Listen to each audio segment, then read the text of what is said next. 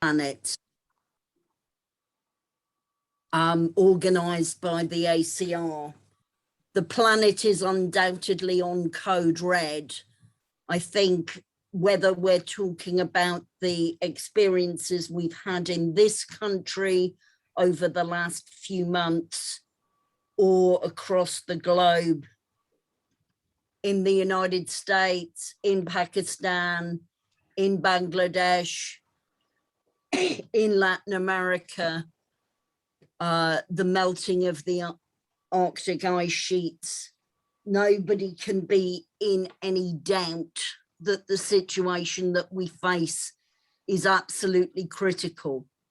We're in a situation where resistance is building, whether it's in Britain, the fight to stop the Cambo oil field, the fight to stop the obscene extraction of coal in Cumbria, whether it's the fight against the racist Edmonton incinerator, where Black populations are at the sharp end of the pollution that's going on, the fight against incineration across Britain. People are mobilising, and people are mobilising around the COP, which will take place in Glasgow in November. We know that the commitments, so-called commitments made by the governments of the planet will not only not reduce global heating, but will in fact lock us into ever increasing global heating in a situation where that will make parts of the planet unsustainable for human beings. And of course, the crisis of biodiversity that we're also experiencing, where species after species are being eliminated.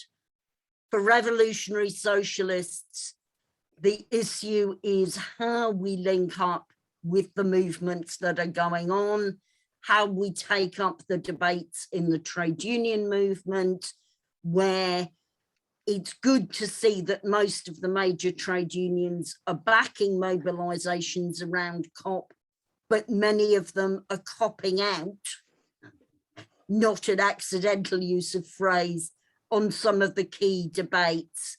So My Union Unite has been organising around the COP, but nevertheless, it's still committed to ridiculous things like new nuclear and the new techno-fix on the block,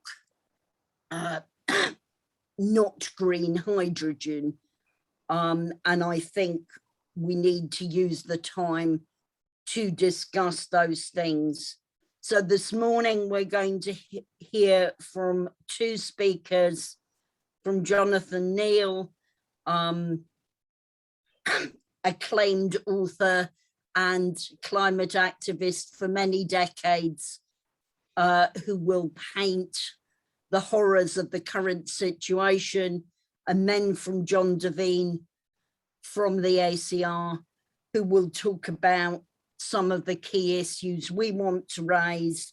There'll be time for short contributions and questions. I'll take them in rounds.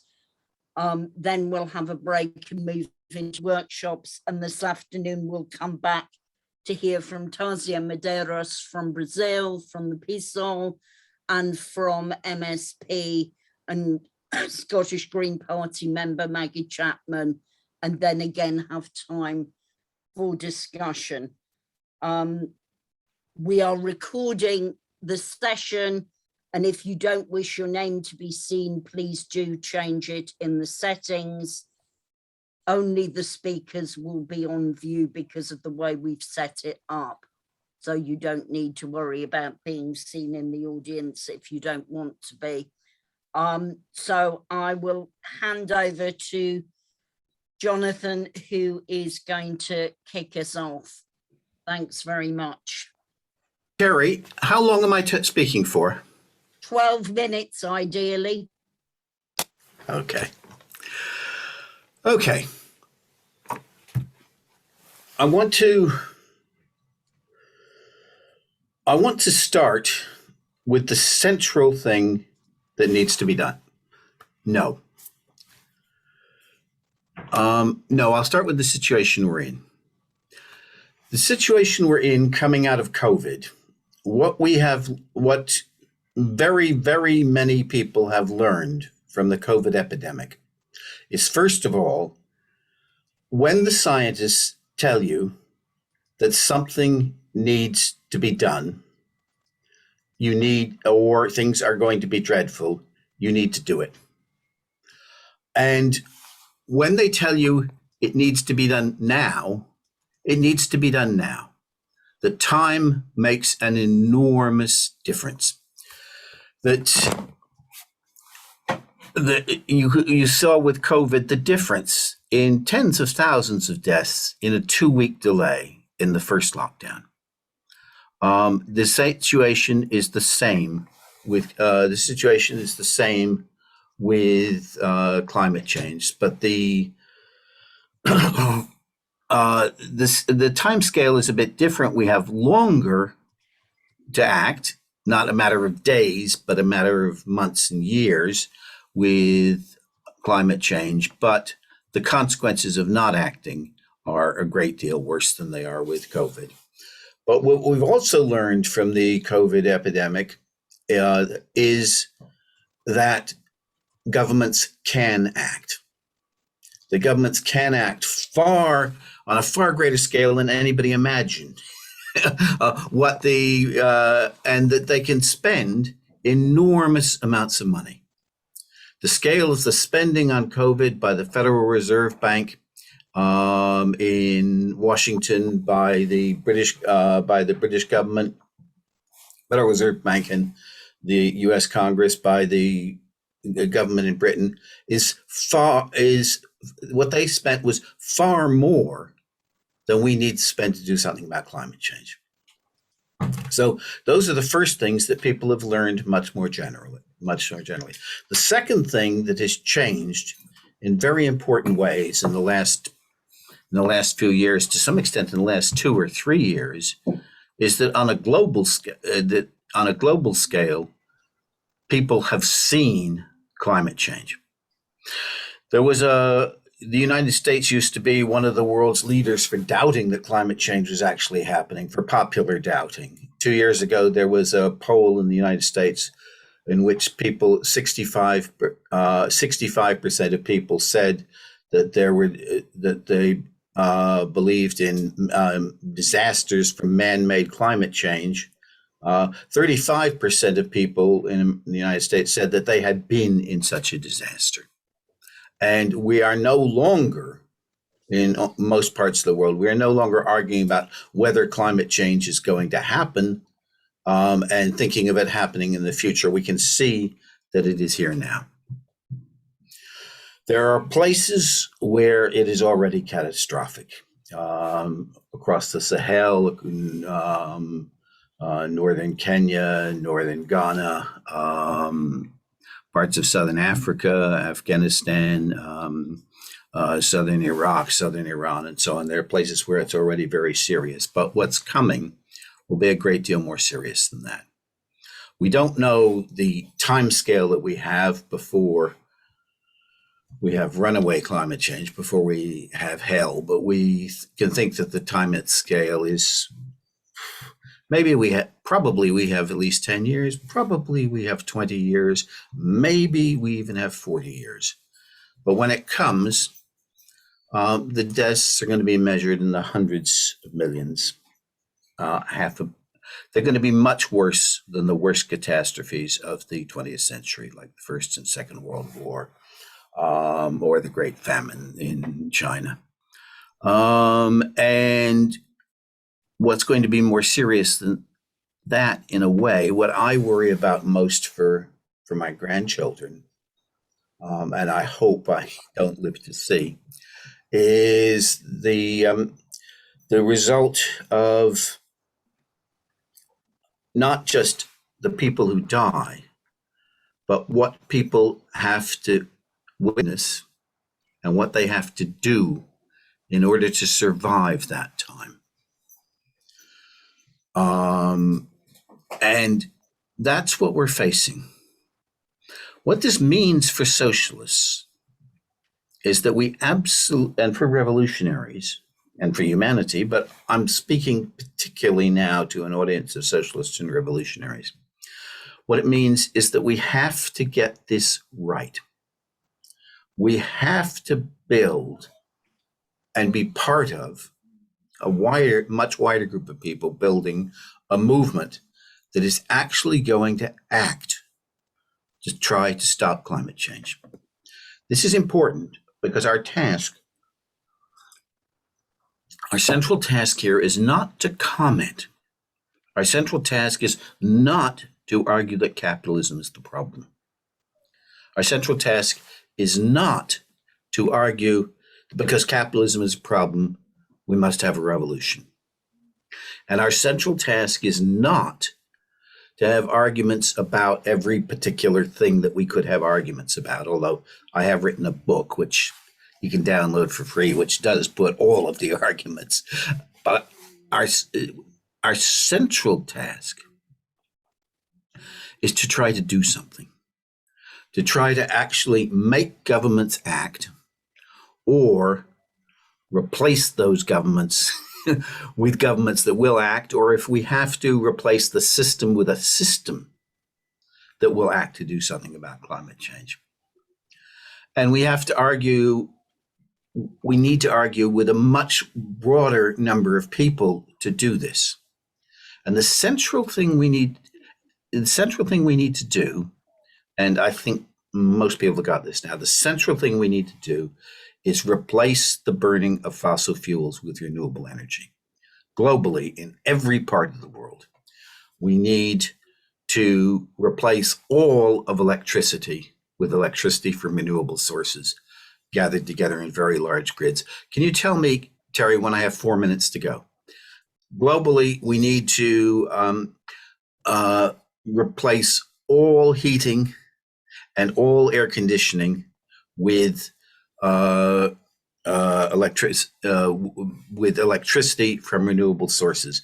We need to replace all industrial processes with electricity from renewable sources, and we need to run all of transportation on electricity from renewable sources. 4 minutes. That's what we need to do. It's a massive government expenditure. It's perfectly possible that people, it's perfectly possible to, technically, it's perfectly possible to do. Again, long argument in the book about many possibilities, technically perfectly possible to do, completely affordable, will create lots and lots of decent jobs. We need to do it with a public service, not a, we need to do it as a public service, not as a private series of private energy companies. The reason we need to do that is not that socialism in general and the public sector in general is wonderful, so we're arguing for that because we're socialists. The reason we need to do it is that we have waited now for 25 years for the private sector to deliver, and globally, now, at the moment, 2% of total energy use comes from wind and solar power. We have waited for the market to deliver. The market is not going to deliver. So we're going to have massive government expenditure. Okay. Now, when I say that socialists have to build a movement, there are already people building a movement. What happened with the Labour Party conference last week, voting for a massive Green New Deal, doesn't mean that Labour is going to win and doesn't mean that Labour is going to deliver that, but it means that we have reached the point where we have a majority of the Labour movement, broadly defined, already persuaded of the necessity to do this. We are winning this argument. But that winning the argument and actually getting governments and states to do it are two very different things. We are up against the enormous weight of established power, the enormous weight of how things are done. We're up against, above all else, the fact, this is paradoxical. If we win this, if we win a victory that will stop runaway climate change and that will save most of life on Earth, that will avoid hell, if we can win that through government action, through collective labor, the people who run the world know that if we win that, that's the end of neoliberalism.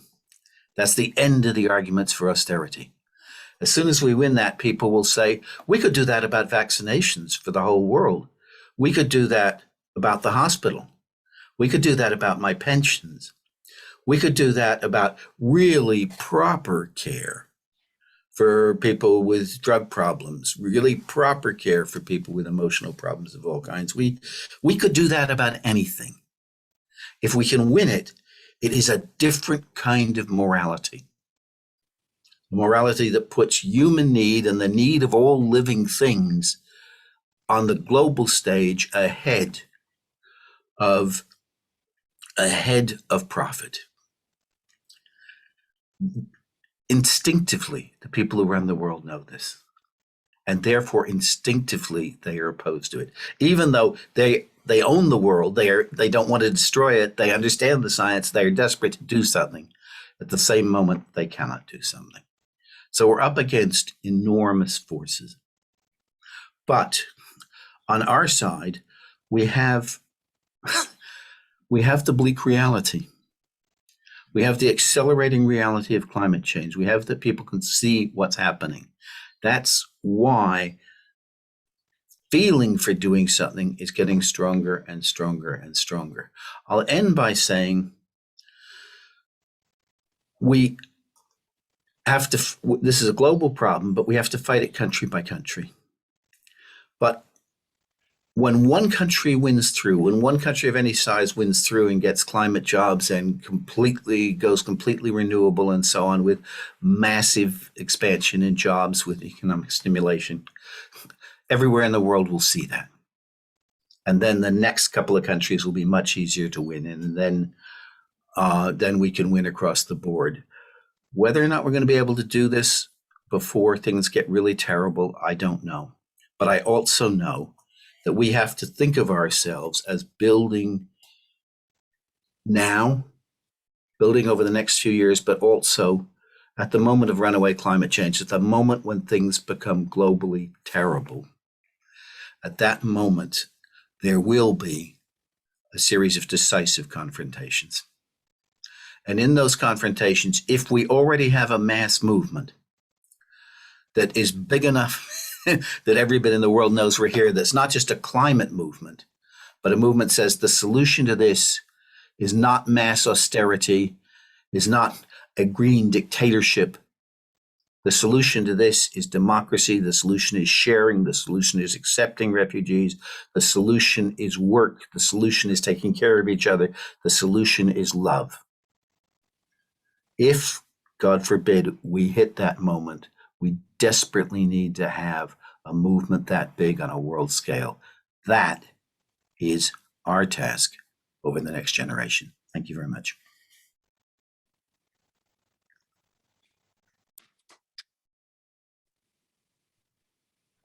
Sorry, I was cheering and I was on silent. Thank you so much, Jonathan. And thank you for sticking to your time. Over to our second speaker.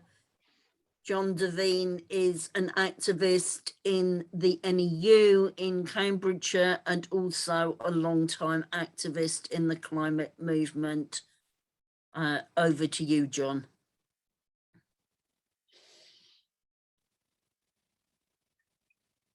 Oh.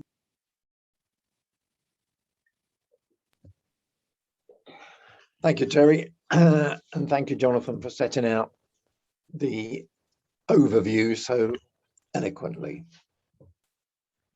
I want to start really with a quote from Greta Thunberg, and it was put into the press over the last week, and essentially it says blah, blah, blah, which is a useful slogan whenever a politician gets up to speak on climate change.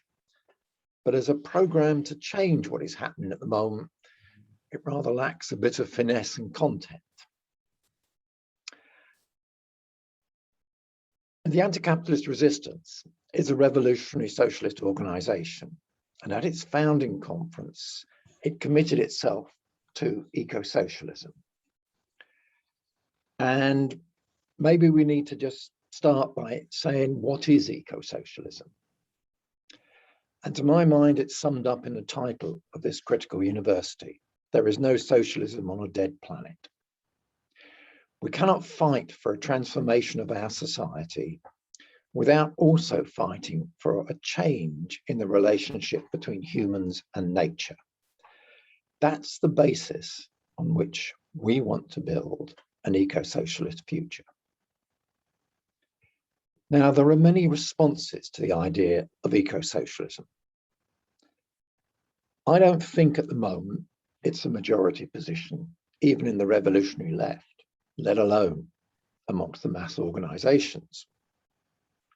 There are those who disagree with it, us who do not disagree with it, but don't see it as a priority. And clearly, we have an argument here as to what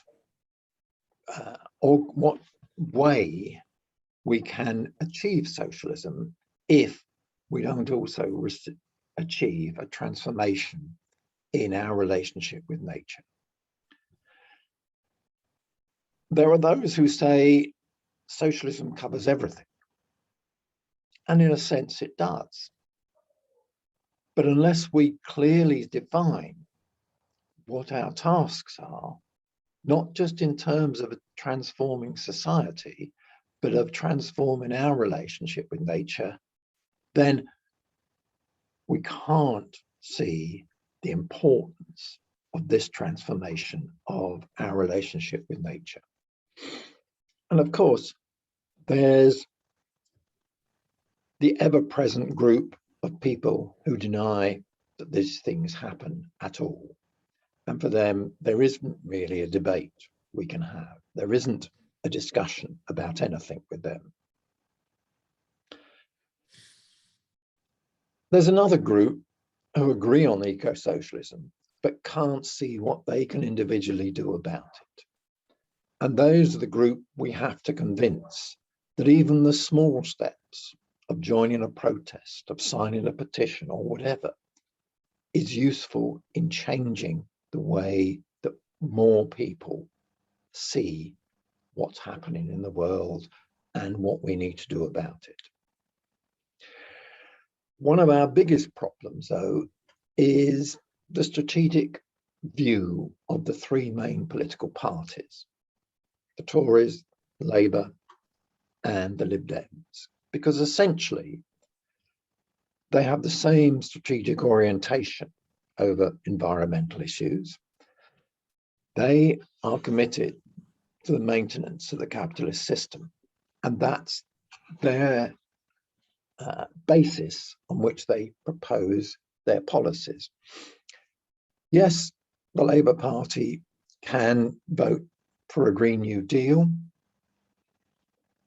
but for the Labour Party to vote for it and a Labour government to implement it are two very different things. And at the moment, I can't see Keir Starmer moving forward on a Green New Deal when he's turned his back on this already.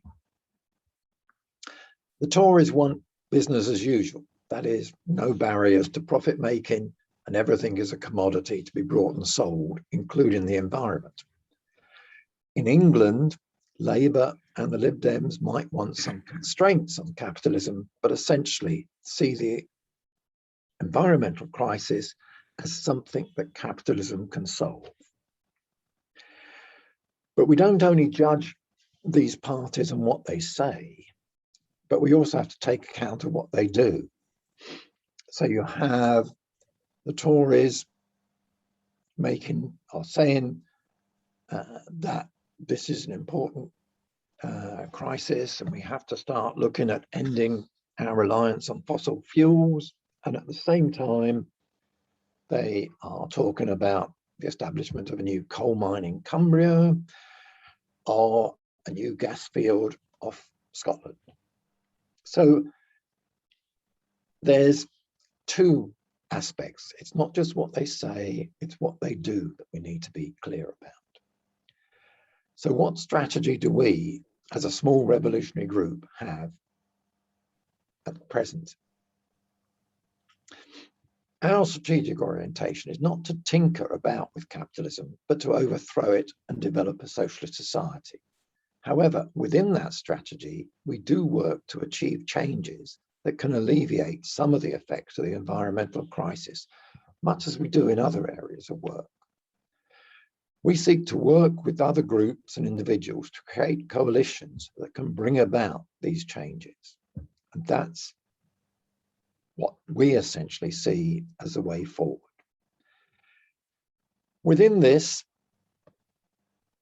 orientation, COP26 assumes a certain importance. We don't expect there to be great achievements in COP26.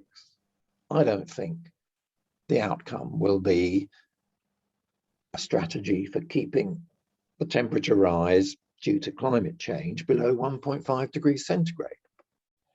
I suspect we'll end up with a temperature rise based on what commitments the states make of between 3 and 4 degrees centigrade, which for much of life on Earth will be quite catastrophic. But the importance of COP26 for us is that it gives us a chance to actually organize around an alternative vision of where we should be going. And that's the importance, I think, of the COP26 coalition. The COP26 coalition is drawing together all those forces who wish to challenge the direction in which the majorities of the states of the world are driving the campaign against climate change. And their ambition, the coalition's ambition, is to have at least 500,000 people on the streets on their November the 6th demonstrations. Now, I suspect that's achievable. It won't be in one mass demonstration. There will be at least 40 different demonstrations around the country. But we've got to get involved and be part of those, raising within it our view of what's necessary. And there is a broadsheet that a group of, and I'll come back onto this in a minute, a group of organizations have put together that we aim to use to intervene in all these demonstrations. But COP26 isn't the end of everything. We need to be clear of what needs to happen after COP26. And as I've said, I think the COP26 coalition has been an important gain for us in trying to organize a mass movement. It provides a unifying structure for these forces, opposing the direction that the majority of states wish to take the COP process.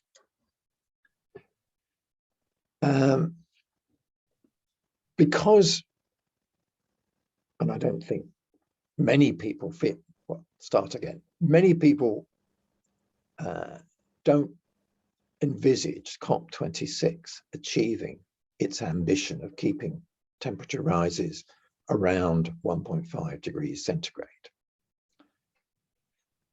And that poses a problem. We need to be able to keep a campaign together that can mobilize people, that can bring people into struggle.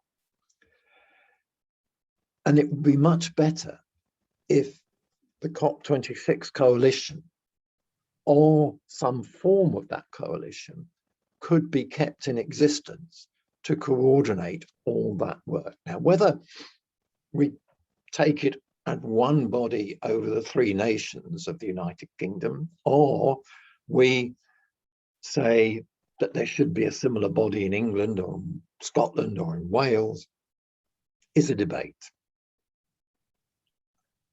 But we need structure. We need an organization that can work, that can campaign, that can bring forces into struggle. We in ACR have been supportive of what's called the Eco-Socialist Alliance. It was an initiative of the Green Left within the Labour Party and is now supported by ourselves and Left Unity. The initial event that the Eco-Socialist Alliance was involved in was producing a statement about the G7 meeting and getting signatures from not just within the United Kingdom, but across the world to support an eco-socialist statement about the problems for the G7. As I've said, these three organizations are now have produced a joint broadsheet to be distributed in the events leading up to COP26 and on November the 6th. These three organizations, in essence, are based in England.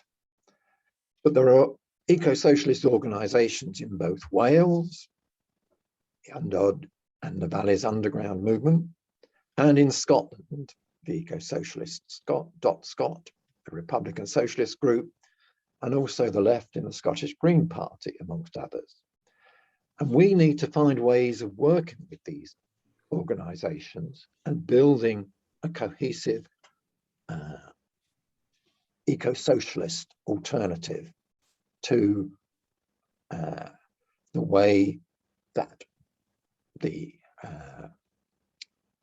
governments wish to take the climate emergency. There are other organizations that do not claim to be eco-socialists, but they do get involved in campaigns on environmental issues. An example is the SWP, who provide a leadership for the campaign against climate change and have been doing so for many, many years. We need to find ways that they can become involved more actively in our projects as well. We intend to have this, we as ACR intend to have a continuous discussion about these issues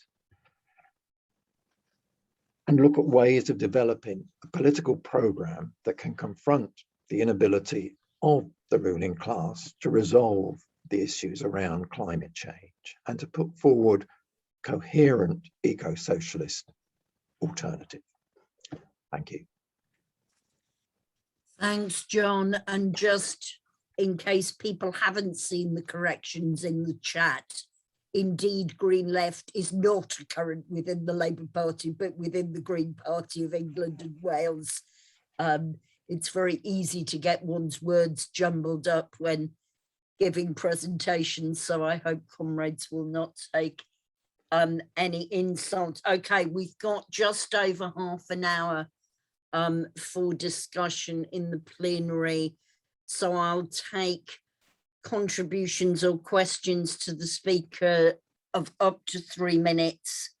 If people, if possible, can use their electronic hands to indicate, that makes it much easier for me, particularly when we're on 2 screens. If you don't know how to do that, you can try and wave. So can I see anybody who wants to contribute or ask a question? That's somebody clapping.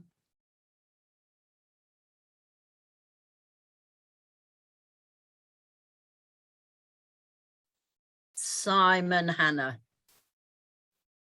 Yeah, thanks, Jay, and thanks for the opening talk. So I guess I wanted to ask a question, what the speakers' views were on a bit more about Extinction Rebellion, because obviously, that movement has done more than most to put the issue of climate change front and center into the political discussions going on, not just in Britain, but elsewhere, and has used relatively radical tactics in terms of, shutting down town centres and cities and blocking roads and targeting kind of headquarters of major corporations which are responsible for massive climate change.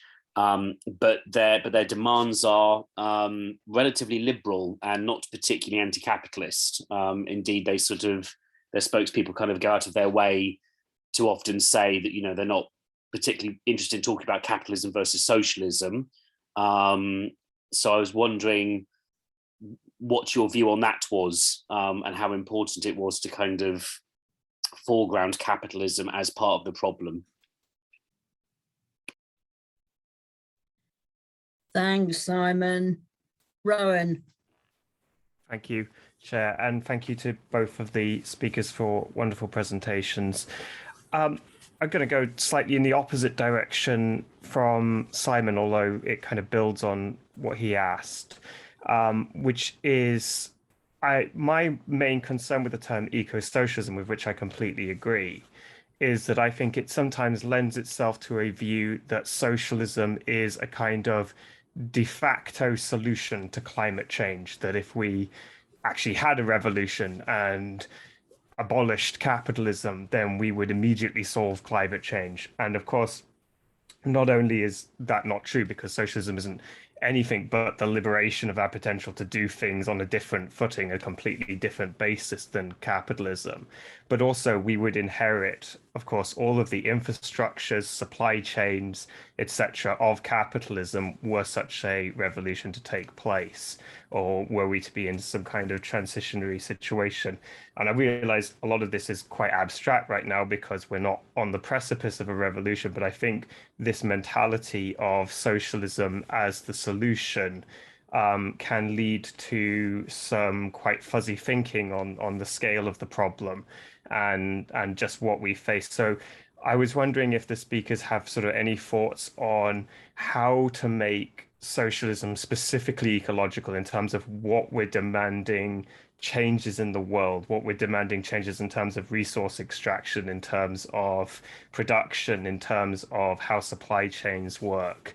And so I'm aware that's a huge question, and of course you can absolutely give sort of broad brush sense of that, but I think it's something that we need to start discussing more seriously on the eco-socialist left in order to make our ideas more fleshed out and not just this kind of just focused on the way in which capitalism has created this situation, which obviously it has, and I think there's great literature like Climate Capital on the roots of that. Thank you.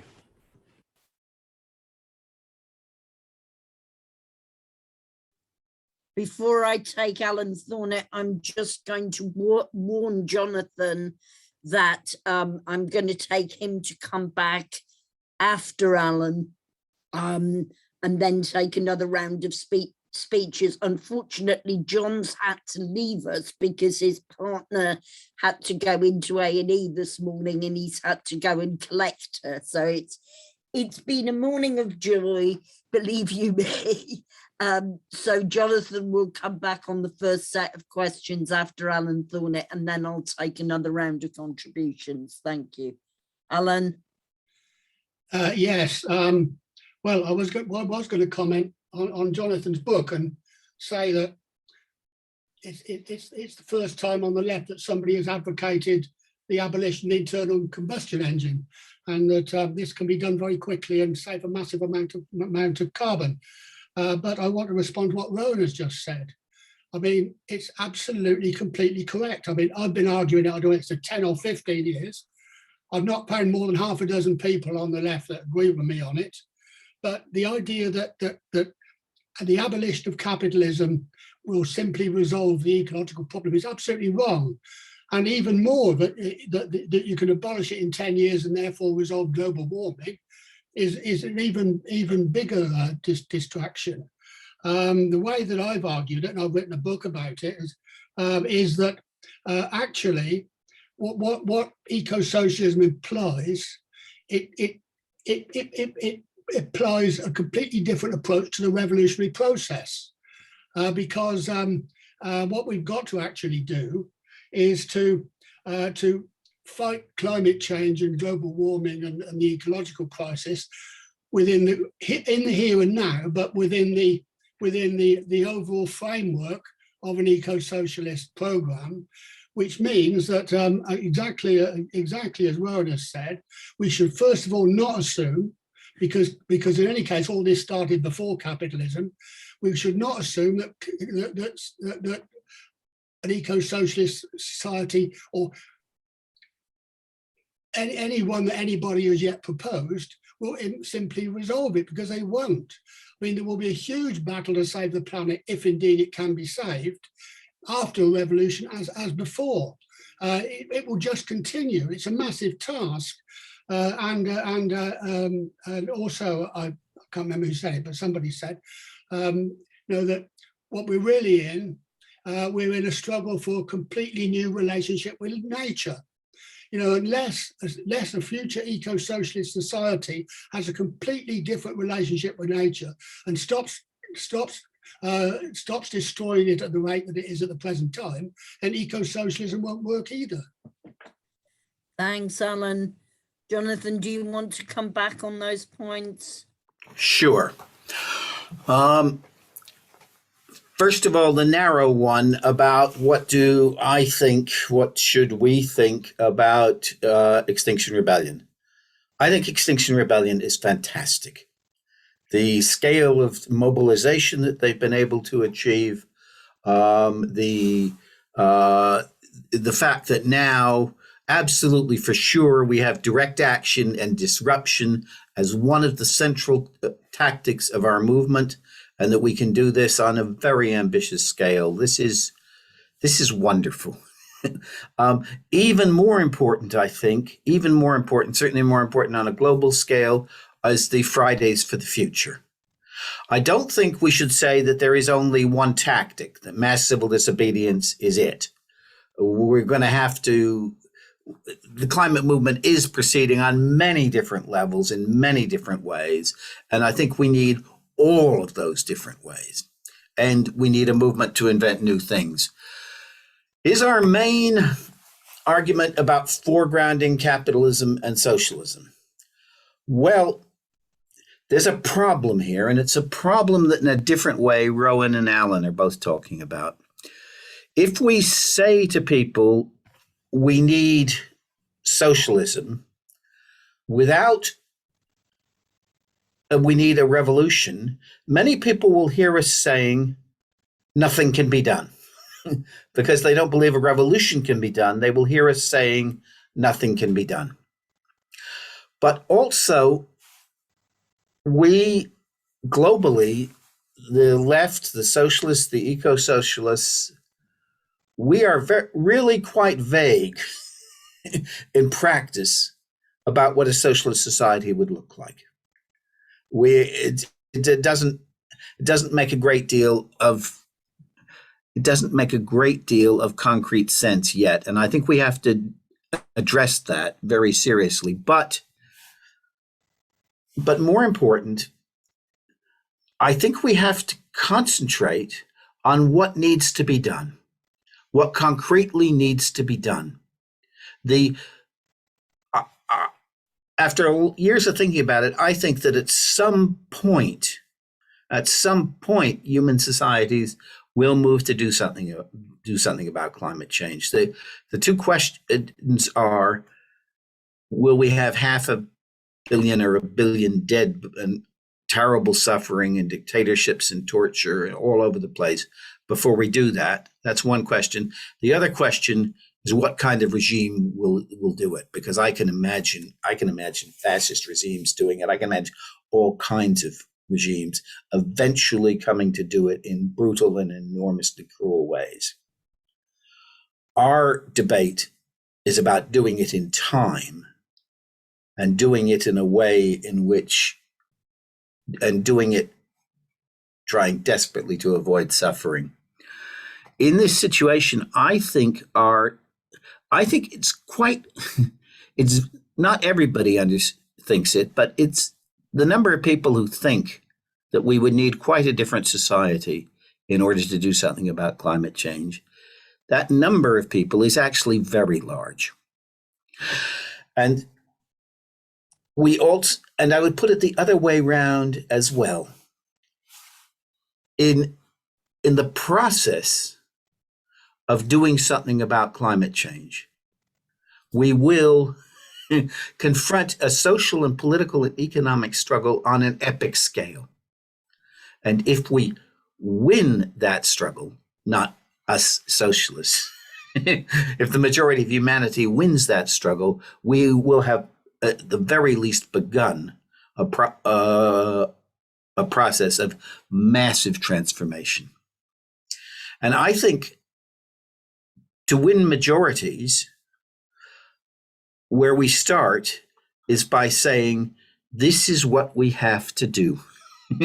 And this is what we have to do now. And if in this process we have to transform all of society, so be it.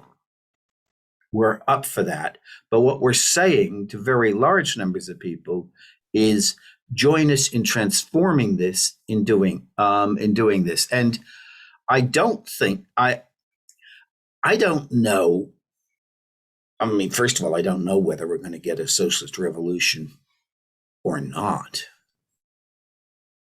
The common ruin of contending forces is also possible, more than possible. But if we do, I'm not sure how it comes. I'm not sure whether the struggle about climate change is central and changes everything. I'm beginning to suspect that. Or whether there are many, many different struggles of very different kinds, of the kinds that we see happening now in many different countries. And that enables humanity to transform our societies, and then solving the problem of climate change is relatively easy. I take Alan's point. It will take us 20 years. It will take a massive investment of labor and so on. But I think we need the critique of capitalism all the time. We're quite good at that. We need to flesh out what we actually mean by socialism and what we don't mean. We're not as good as that. But we also need to campaign now for what a socialist humanity would do. But for it to be done right now by whatever forces we can mobilize. Does that begin to answer it?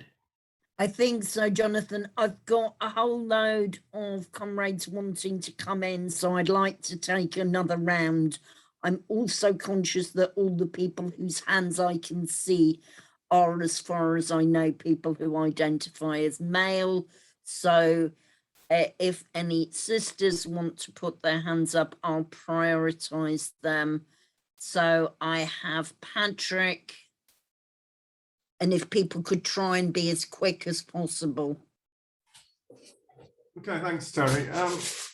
Obviously, I agree with most of what has been said, but what I want to raise is the question of the transition to a more sort of ecologically sustainable society. And many environmentalists have argued for we need a just transition. And what essentially that argument is that by getting rid of the internal combustion engine, for example, and replacing it with battery-powered vehicles, that solves one set of problems, but can create another set of problems. Principally, that battery-powered vehicles, they remain they need 4 times as much copper as electric powered vehicles. They require lithium for the batteries. This requires, for example, more copper mining and more lithium mining, more mining for other rare earth metals to go into these cars. And that creates sort of other environmental problems for communities which are affected by mining for these metals. And this, in a sense, creates environmental devastation, not at a global level, but at a kind of localized level. I sometimes think a lot of comments aren't fully aware of that. For me, the issue is primarily the need to reduce energy consumption. We need to get, irrespective of whether the cars are private, fuel powered or battery cars, we need to limit, for example, private car ownership. And I think we've got to reduce it by about 90% or so. So I'll just, obviously I'd like to say more, but also being wound up. So I'll just leave it at that. Okay, thanks, Terry. Thanks, Patrick. A discussion perhaps for the workshop on transport. Lee, and then I'm going to take Sandra after that. Hello, thank you to the speakers. Thanks for allowing me to ask questions. So just in terms of what people said, I think Rowan and other people, yeah, we're not going to get revolution tomorrow. So one way of thinking about this is what we mean by capitalism. I think it doesn't really mean what Marx meant it anymore. There's a lot. I mean, Britain's more like a rentier capitalist state. But I'll leave that aside. What Hickel says is we need to differentiate between people who have a restaurant who just sell shit, and like that's been going on for thousands of years, and then compound growth organisations that just want to grow. And if we distinguish between those two things, and I propose through something like community wealth building, which has different models of ownership, which has different financial institutions, it uses anchor institutions such as hospitals to push justice down supply lines. The Labour Party under Corbyn and McDonnell had that at a state level. But there's examples in the well-known Preston, Salford to a lesser extent, places in the US as well. Is that not a good vehicle for, as like a wedge issue for this kind of building material conditions for socialism? Thanks. Thanks, Lee. Sandra? Yeah, I think I wanted to make a comment on how society needs to change, really. I'm a member of the Disabled People's Movement and have been for, 25 years. And also the facilitator of a group called Act for Inclusion. And what we're looking at is in our vision, we have a socialist approach system to obviously support for people. Because as we know, social care is, a system which is on its knees and it's very inadequate. So we're looking at how we have a more eco-social approach to support for people, which obviously is about deinstitutionalisation, and it's about independent living. So it's about people living within communities, and within those communities, obviously support being available for people, so that people are disabled and elderly people get seen as part of society, and we get included, because we've seen during the pandemic the total disregard for disabled and elderly people. We've seen how people were treated in institutions, but also within their own homes. So I think that's something that we need to start to look at. We need to start to create a movement which includes all sorts of people, and their voices need to be heard, because often what we can veer off in is we can veer off into just talking about systems that actually don't suit everybody. So in effect, I often think as a wheelchair user, I can't ride a bike. I can't walk very far. I can't walk at all, but I can't. Certainly, I can only push a certain distance. And, my car is really important to me. Yes, I am a green activist as well. So I understand the importance of not, of obviously, making sure it's an ecological system that we have, public transport. But public transport isn't accessible to disabled people generally. For instance, on a bus, we have one place we can sit as wheelchair users, and we can only travel. We can't travel together as wheelchair users because there's one space. And we know that there has been you know, there's competition for that space because obviously of the, you know, the buggy spaces. So public transport, there is not enough seating for disabled, elderly people and parents because the transport was not designed for that, was it? It was designed to get workers to work. So I just think that we really need to start to build those systems, talk about those systems that would be possible and make sure that we involve other people within that, you know, make sure we have a good group of people that have different lifestyles and different things that they can actually contribute, or else otherwise I think we are in danger of just going down the road of the average, and obviously that will be oppressive. And so what we'll do is we'll build another oppressive system, and that's something I think we really need to be clear about. That will not work. Thanks, Sandra.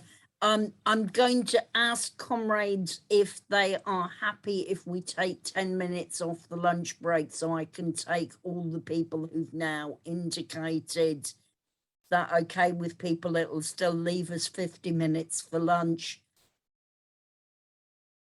Is it okay? So I'll take Rob, then Joseph, then Danny, then Imbar.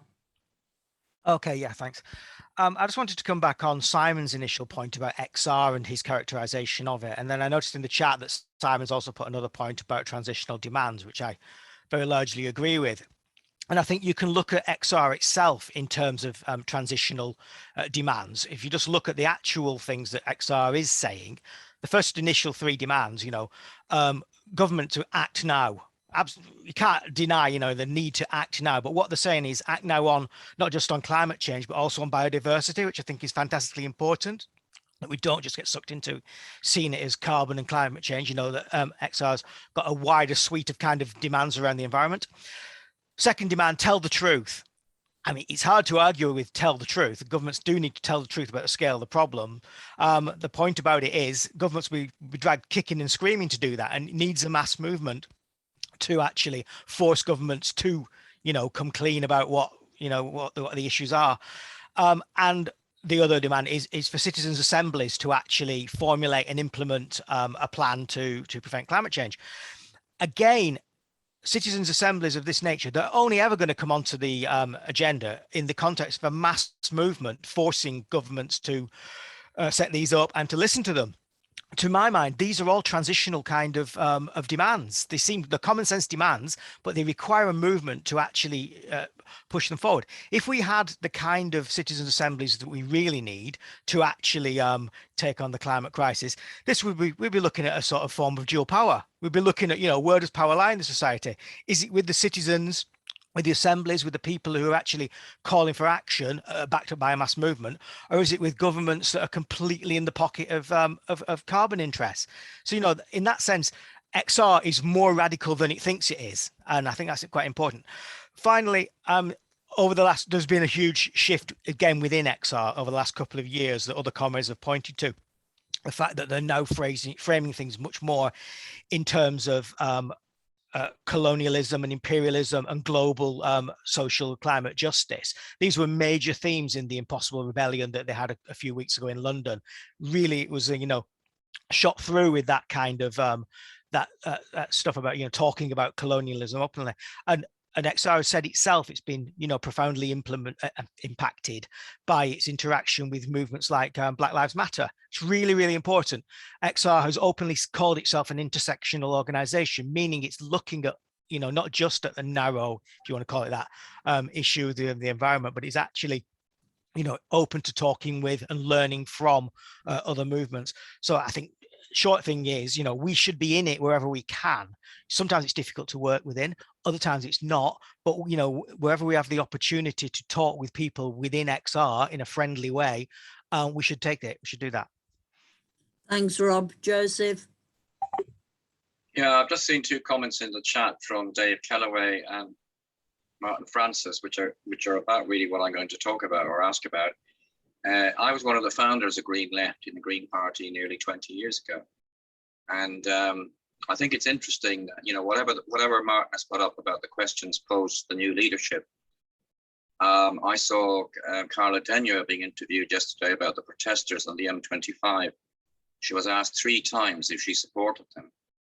And she very deftly stepped aside and said, well, I agree with them in principle, but, and I think Matthew Butcher had an article this week in The Guardian about how, you know, the Green Party is the new left in Britain. This is going to be a big development politically and so on. So I think that we need to watch what's happening with the Green Party, but I also have, you know, as people will know my trajectory, I have severe doubts. And I think there have been 2 recent elections where climate change has been central, one in Norway about the development of oil fields, and the other one in Germany about climate change. And in both cases, if you like, the green agenda didn't win. And in Germany, it was interesting that it seemed to be a generational difference.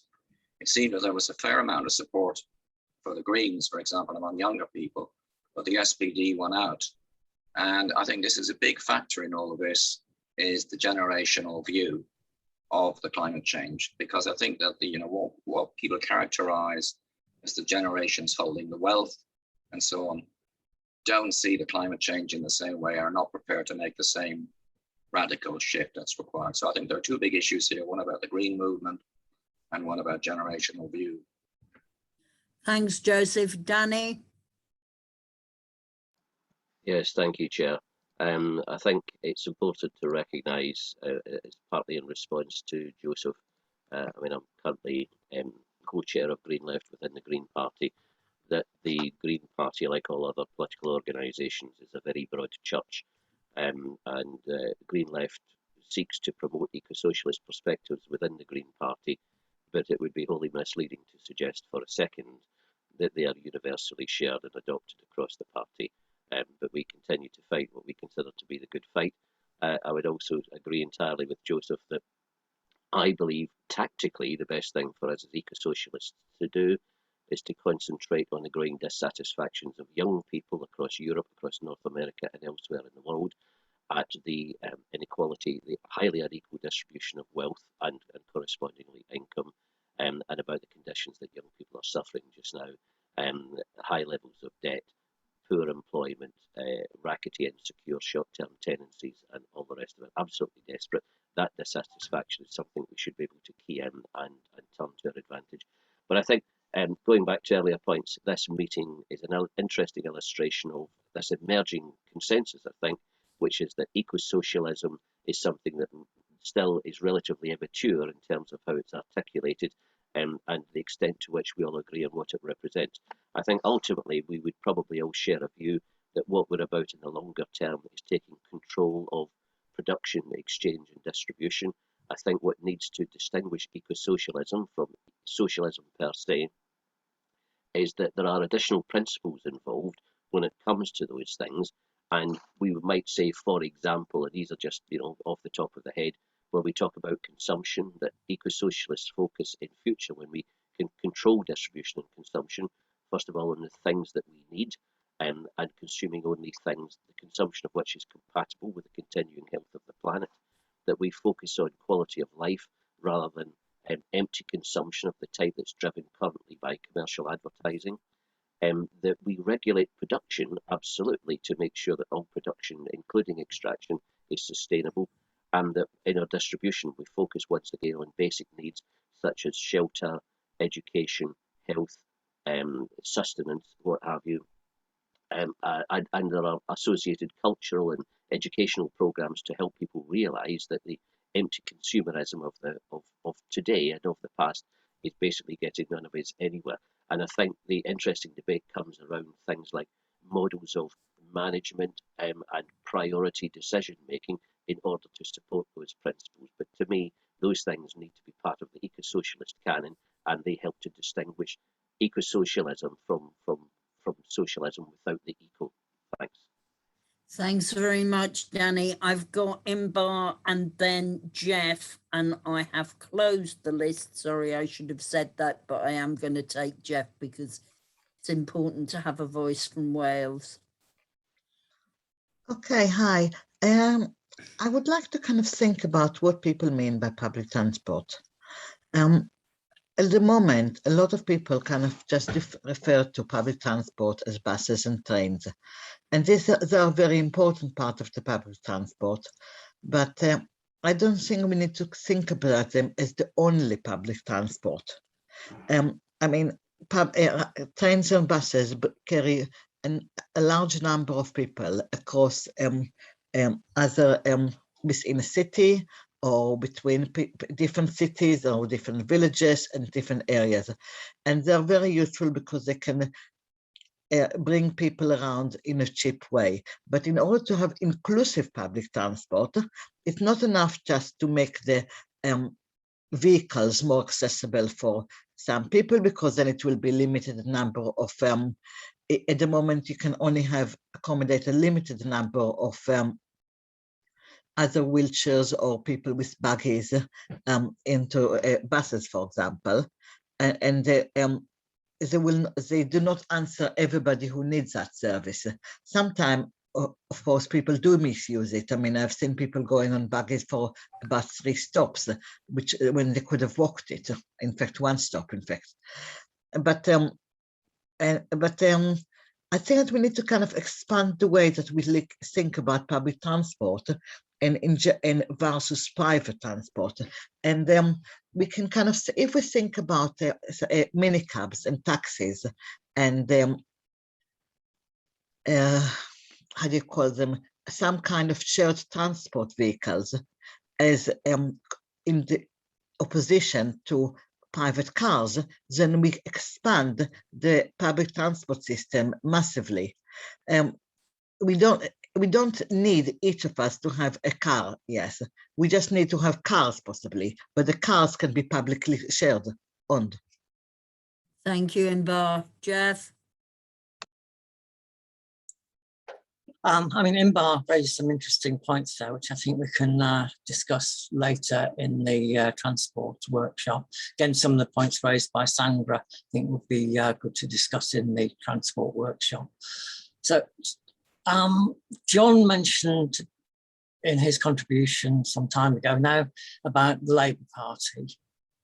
I think we have to be clear that what John said refers primarily to the Labour Party in England and possibly in Scotland, but it doesn't really refer to the Labour Party in Wales, which is actually the government in Wales.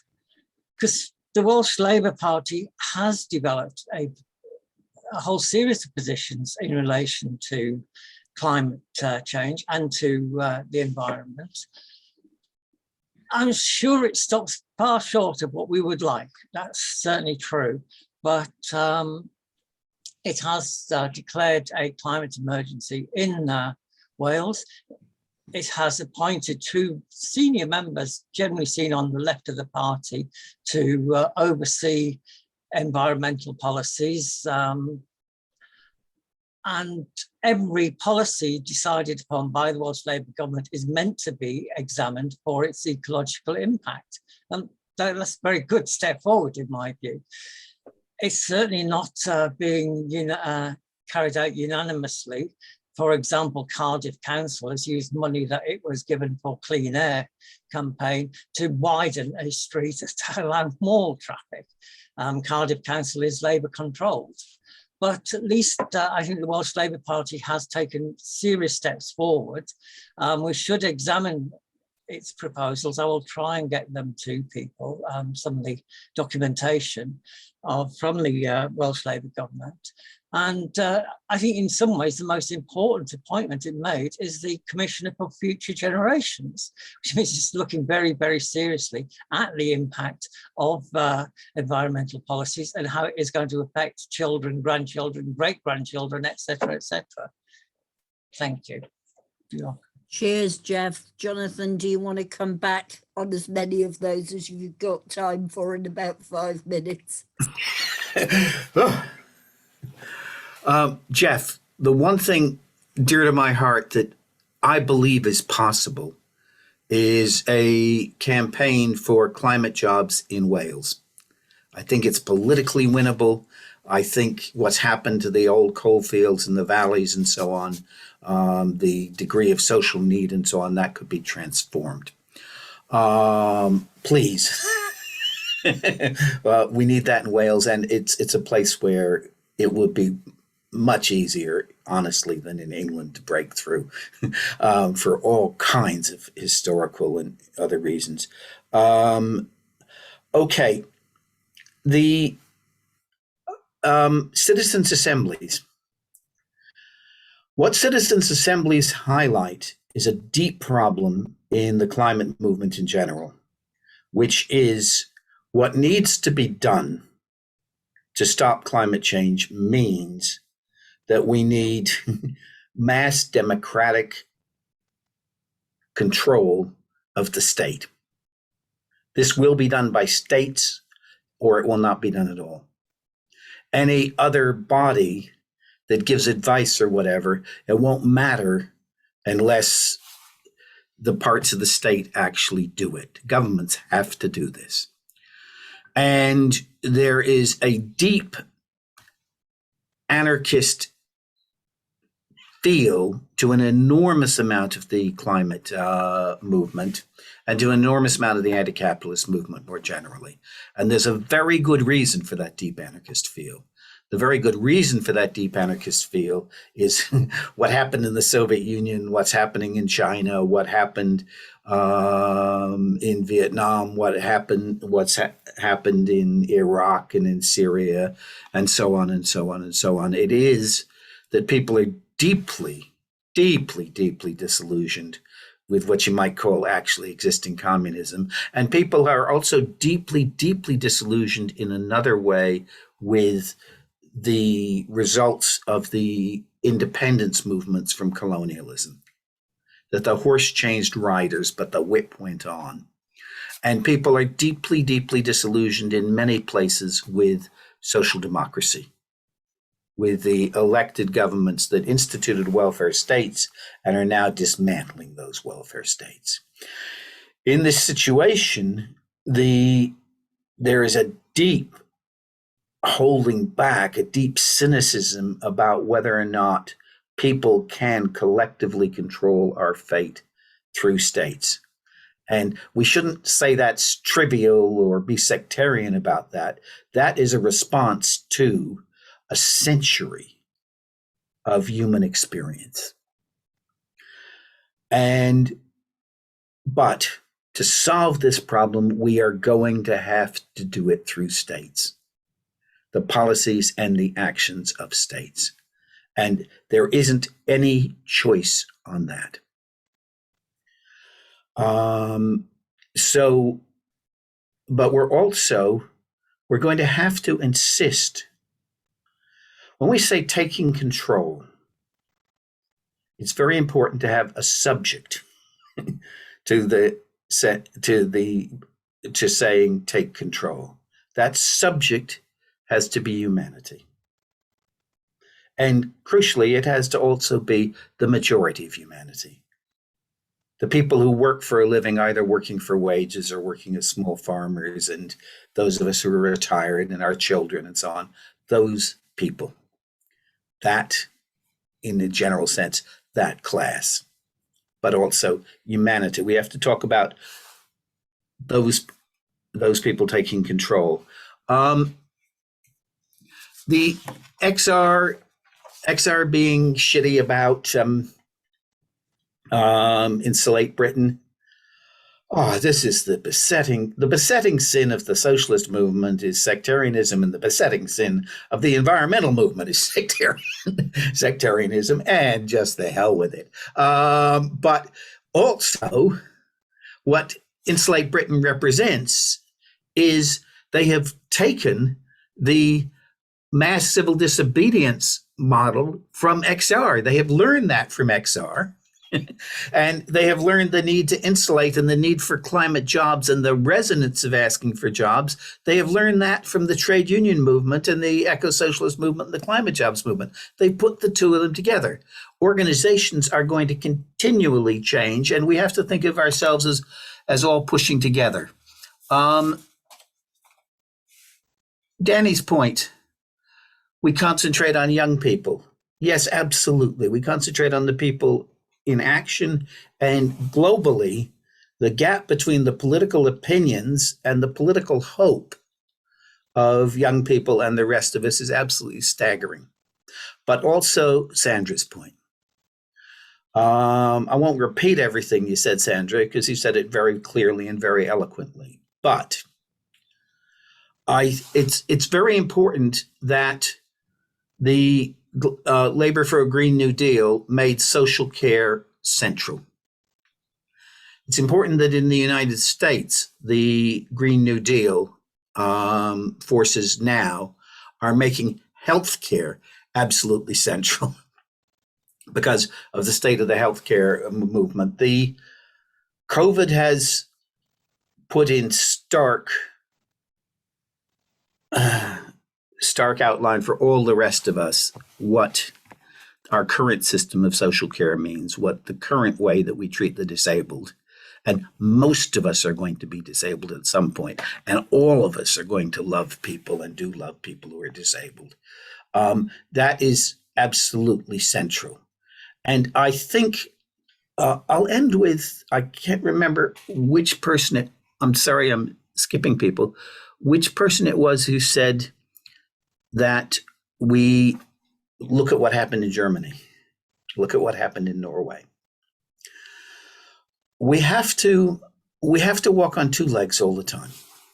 We have to say that we absolutely have to do something about climate. But a political party or a political movement or an attempt to take over the state by the vast majority of ordinary people, always we need to do both. We need to say, this is necessary. This is necessary in order to save all living things. But also the principles of love, the principles of collective action, the principles of taking care of each other that motivate us in wanting to do, and taking care of all living things that motivate us in wanting to do something about climate change. We manifest that in every aspect of our work.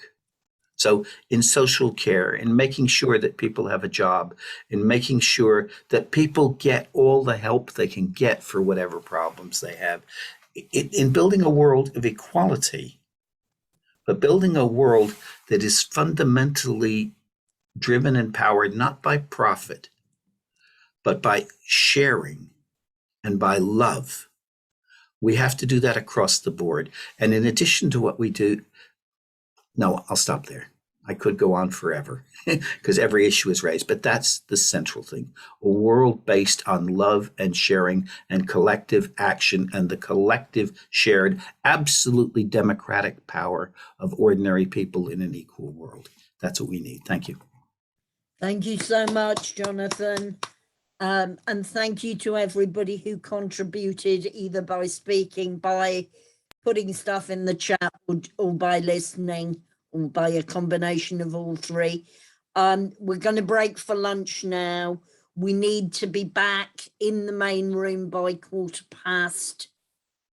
It would be helpful if people came back knowing which workshop they wanted to go into so that we can start the workshops promptly at 2:30. Okay. I mean, 1:30. I beg your pardon, 1:30. So see you later.